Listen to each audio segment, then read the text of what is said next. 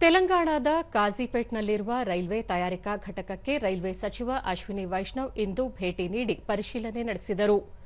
Railway ರಾಜ್ಯ ಸಚಿವ ರವನೀತ್ ಸಿಂಗ್ ಬಿಟ್ಟು ಹಾಗೂ ಹಿರಿಯ ಅಧಿಕಾರಿಗಳು ಉಪಸ್ಥಿತರಿದ್ದರು. ಈ ವೇಳೆ ಅವರು ಕಾಜಿಪೇಟ್ ಘಟಕವು ಕಾರ್ಯಾಚರಣೆಗೆ ಸಿದ್ದವಾಗುವ ಹಂತದಲ್ಲಿದೆ. ಮುಂದಿನ 5 ವರ್ಷಗಳಲ್ಲಿ 200 ಇಂಟರ್ಸಿಟಿ ರೈಲುಗಳನ್ನು ತಯಾರು ಮಾಡಲಾಗುವುದು ಎಂದು ತಿಳಿಸಿದರು.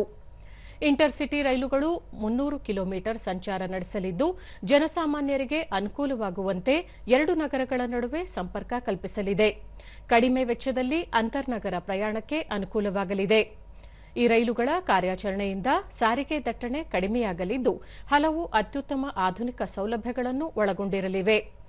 ಗಂಟೆಗೆ 130 ಕಿಲೋಮೀಟರ್ ವೇಗದಲ್ಲಿ ಸಂಚಾರ ನಡೆಸುವ ಸಾಮರ್ಥ್ಯ ಹೊಂದಿರುವ ಈ ರೈಲುಗಳಿಂದ ದೇಶಾದ್ಯಂತ ಹಸಿರು ಮತ್ತು ಶುದ್ಧ ಸಾಗಣೆ ಸಾಮರ್ಥ್ಯ ಹೆಚ್ಚಲಿದೆ ಎಂದು ಹೇಳಿದರು.